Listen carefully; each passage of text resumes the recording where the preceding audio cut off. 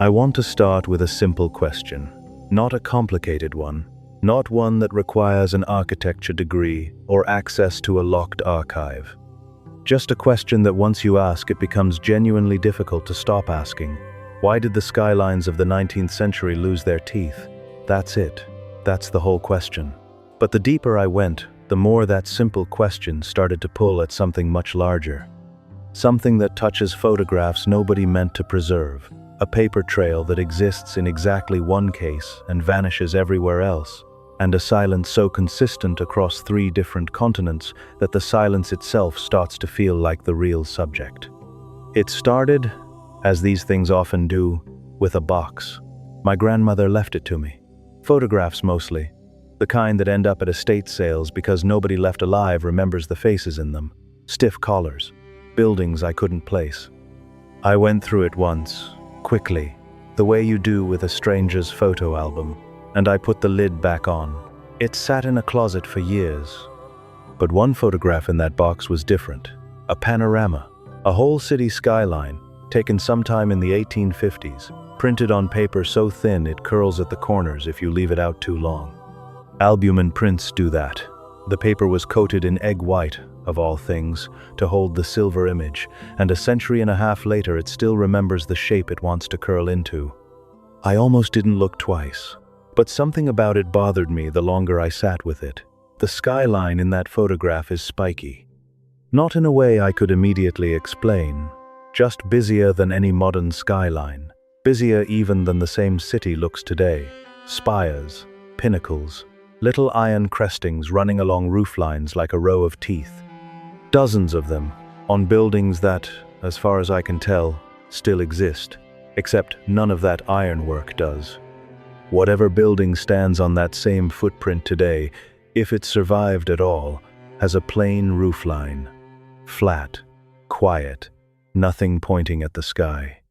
I set the photograph next to a modern street view of the same block, just to be sure I wasn't imagining it. I wasn't. And here's the thing that stopped me cold. This wasn't demolition. Demolition leaves an absence you can point to.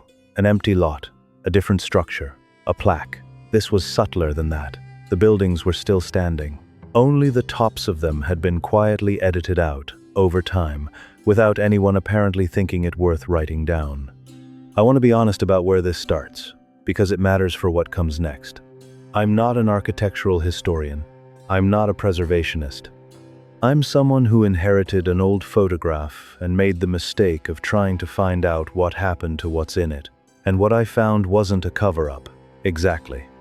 It was something quieter and, in its own way, stranger. A gap in the record that nobody in a position to close it ever seemed to think was worth closing. Here's what doesn't really show up until you put 2 photographs side by side, one from the 1850s, one from the 1870s or 1880s.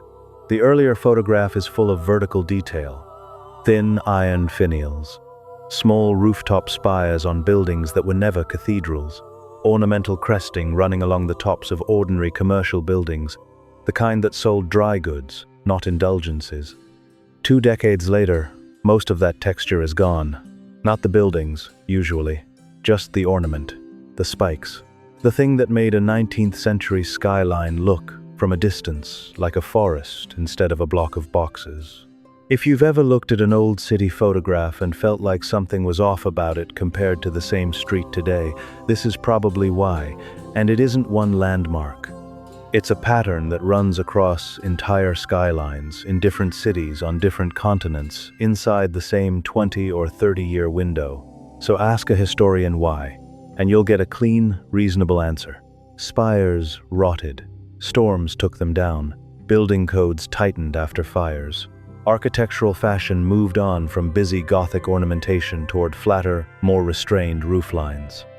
All of that is true, and all of it is documented. Some of the time. And there's one case in particular where the paper trail is so complete it can basically stand in as the control group for everything else. The one place where you can watch the whole process happen, start to finish, with names, dates, and tonnage attached. That case is Notre-Dame de Paris. Look at the panoramas taken over the Ile de la Cité in the 1850s, the ones photographed by Edouard Baldus, sitting today in museum collections like LACMA's, and you'll notice something. Notre Dame has no spire, just the two square bell towers sitting flat against the sky. If you didn't know better, you might read that as an anomaly, the first thread of the pattern I just described. It isn't. The cathedral's medieval flesh, its original wooden spire, had already been dismantled decades earlier, between 1786 and 1792, because it was structurally failing and considered too dangerous to leave standing. For over 60 years, Notre Dame simply had no spire, and the 1850s photographs are accurately capturing a cathedral that, at that exact moment, genuinely looked that way. Then, a few years later, the skyline changes again. Eugène Viollet-le-Duc, the architect placed in charge of restoring the cathedral, designed and built a new spire, finished in 1859. 96 meters tall, 315 feet, 250 tons of lead cladding alone, wrapped around a timber and iron frame, lifted into place over the crossing of the roof. For scale, the cast iron dome of the United States Capitol, built around the same time, between 1856 and 1866, stands 88 meters tall. Notre Dame's spire was taller.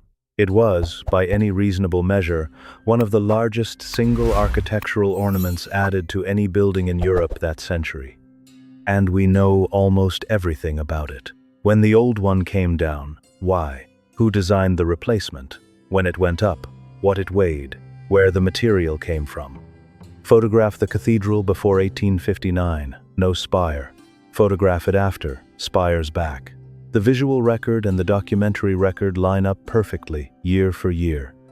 I want to sit on that for a second, because it's the whole reason the rest of this is interesting rather than just sad. Notre Dame proves that a 19th century institution, in this case the French state and the church acting together, was fully capable of documenting the removal and replacement of a major architectural feature in exhaustive detail, right down to the tonnage of lead. When the will existed to keep a record, the record got kept. That's not a small thing. It means the gaps we're about to look at aren't a natural, unavoidable feature of 19th century record keeping. They're a choice, or an absence of one, made building by building. That's what makes the rest of this so strange. Because once you leave Notre Dame and start looking at the smaller cases, the ordinary church spires, the rooftop ironwork on buildings that weren't cathedrals and weren't landmarks anyone thought to protect, the paper trail doesn't just get thinner. In case after case, it disappears entirely. Take St. Bartholomew's Church in New York. Its original building, on Lafayette Place, went up in 1835 and 1836, with a Gothic spire rising above the congregation. Surviving photographs from the period confirm it was there, a real physical structure, visible on the skyline for decades. By the early 20th century, that spire is simply gone. And here is what I found when I went looking for the paperwork behind that. Nothing. No demolition report. No engineering survey noting structural failure.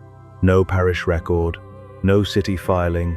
Nothing that says, in effect, the spire came down on this date for this reason.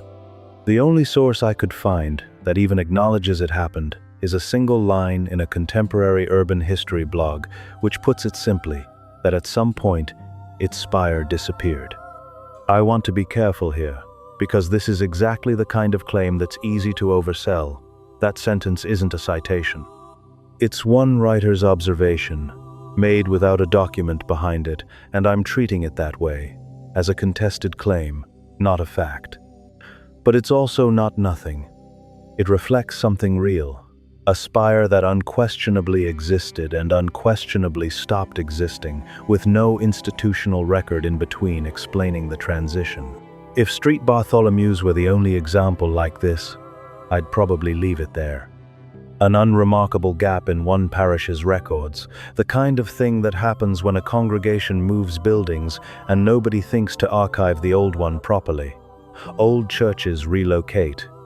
Records get boxed up and lost in the move. None of that would be strange on its own. But it isn't the only example. And it isn't even the most surprising one. Trinity Church, at the foot of Wall Street in Lower Manhattan, is about as far from an obscure building as you can get. Designed by Richard Upjohn and completed in 1846, its spire rose 281 feet above the street, tall enough that it remained the highest point in New York City until 1890. This building has been photographed, painted, and written about more than almost any other structure in 19th century America. It sits at the head of Wall Street in dozens of famous images. It is, by any measure, one of the most documented buildings of its era. And its spire came down too. By the 20th century, the roofline that dominated so many photographs had been reduced to something far more modest. When I looked for the record of what happened, for the file that should exist given how thoroughly everything else about this building was documented, what I found was one word: renovation. That's the term used in the surviving city and church archives, without further detail about what was removed, when exactly it happened, or why the decision was made. One of the most photographed buildings in the country, and the disappearance of its single most identifiable feature is summarized in a word normally reserved for repainting a lobby. This is the moment it stopped feeling like two unrelated gaps in two unrelated buildings, and started feeling like a pattern. A church that relocated might lose its records by accident. A national landmark, still standing on its original site, still actively maintained by a congregation with the resources to keep detailed archives, shouldn't lose the story of its own most famous feature to a single vague word. And yet it did. Because it isn't just New York. Look at London, where a wave of Christopher Wren's 17th century church steeples were shortened or simplified during the Victorian period, again with records that exist for some renovations but go conspicuously quiet on the specifics of the spire work itself. Look at Berlin, where iron roof towers that appear in earlier photographs vanish across successive waves of city rebuilding. Without the kind of itemized demolition paperwork you'd expect for structures of that size and visibility. Now, nobody is claiming these cities coordinated with each other. There's no evidence of an order going out, no shared directive, nothing resembling a plan. I want to be precise about that, because precision is what makes this so difficult to dismiss without also making it something it isn't. What's striking is something quieter than a conspiracy. The same kind of erasure, happening independently, on 3 different continents, inside roughly the same 30-year window, and in case after case, leaving behind almost no explanation of why. The photographs from the 1850s show the spires. The photographs from the 1870s and 1880s don't. And in the space between those two facts, the paperwork just isn't there. There are 2 men who sit on either side of this story. And I think about them a lot when I look at that photograph from my grandmother's box. Richard Upjohn built the spire at Trinity Church, the one that dominated the New York skyline for over 40 years and then vanished into a one-word archival note. Eugène Viollet-le-Duc built the spire at Notre-Dame, the one with a complete, traceable, well-documented history from removal to replacement. Both men were serious, credentialed architects, working in the same architectural language, in the same general era, less than 15 years apart. Both of their names survive in the archives today. Viollet-le-Duc in the conservation reports still cited by Notre Dame's restoration teams.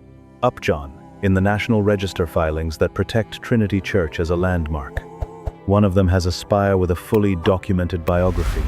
The other has a spire that simply stops appearing in photographs, with the historical record shrugging its shoulders in between.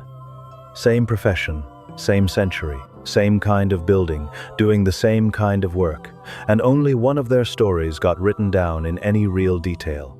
That's a strange kind of asymmetry to sit with. Upjohn and Viollet-le-Duc weren't rivals, weren't even necessarily aware of each other's work in any direct sense, as far as the record shows. They were just 2 skilled men doing the same job, on 2 sides of an ocean, in the same architectural moment. One got a biography for his spire. The other got a single word. There's no reason for that difference rooted in the buildings themselves. Trinity was, if anything, more visible, more photographed, more central to its city than Notre Dame was at the time. The difference seems to be entirely about which institution, on which side of the ocean, decided the story was worth telling in full. This raises a simple but critical question. If the buildings were comparable, if the visibility was comparable, if the craftsmanship was comparable, what made one worth 6 decades of careful documentation and the other worth a single word? I want to be careful about what I'm claiming here, because I think it's easy to take a pattern like this and push it somewhere it doesn't belong. This is not evidence of a conspiracy to erase 19th century architecture. It's not a hidden order, and it's not a secret campaign against Gothic ornamentation. If anything, the Notre Dame case argues against that reading. It proves that when institutions wanted to keep a full record of a spire coming down and going back up, they absolutely could. The paperwork exists when someone in a position of authority decides the building is important enough to document that carefully. What the gaps in the other cases suggest is something more mundane and honestly more interesting than a cover-up.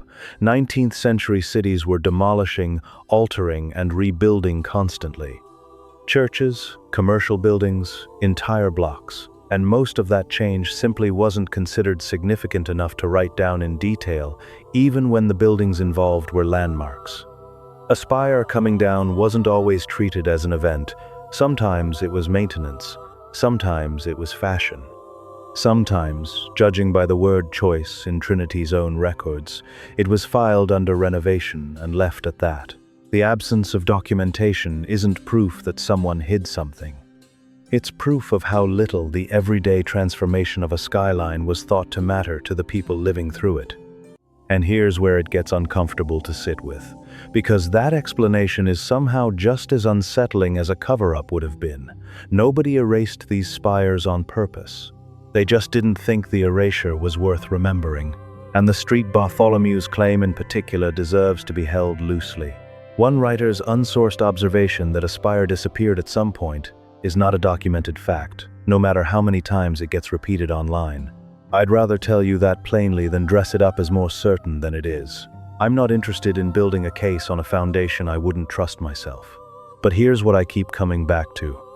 In a period where the paperwork failed, where cities didn't think to record what they were tearing down, where renovation was allowed to stand in for the loss of a 281-foot spire, something else, almost by accident, ended up preserving the truth anyway. Photography. The photographs in collections like Lacma's, the panoramas taken by people like Edward Baldus, the skyline views held in city archives and historical societies, none of these were created as legal records. Nobody photographing the Île de la Cité in 1852 was trying to build an evidentiary file for future historians. They were making pictures. And yet those pictures are now, in case after case, the single most reliable document we have of what these skylines actually looked like before the spires came down. Not the city ledgers, not the parish minutes, the photographs. Which brings me back to the print sitting in my grandmother's box. I used to think of it as just an old picture, interesting, a little eerie, but ultimately just an image of a place that doesn't exist anymore in quite that form. I don't think of it that way now. Nobody wrote down when those particular spires came down, or why, or who made that decision. The official record, if it ever existed, is gone, or it was never kept in the first place. But somebody, almost as an afterthought, pointed a camera at that skyline before the ironwork disappeared, and that afterthought is now the closest thing left to a record of what actually stood there. If you're watching this, and you have an old photograph somewhere, a box in a closet, a print curling at the corners, look at the roof lines. Compare them to what's there now. I'd be curious what you find, and I mean that.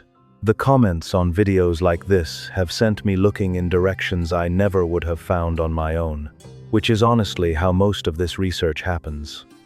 The photograph isn't just a picture of a skyline that's gone.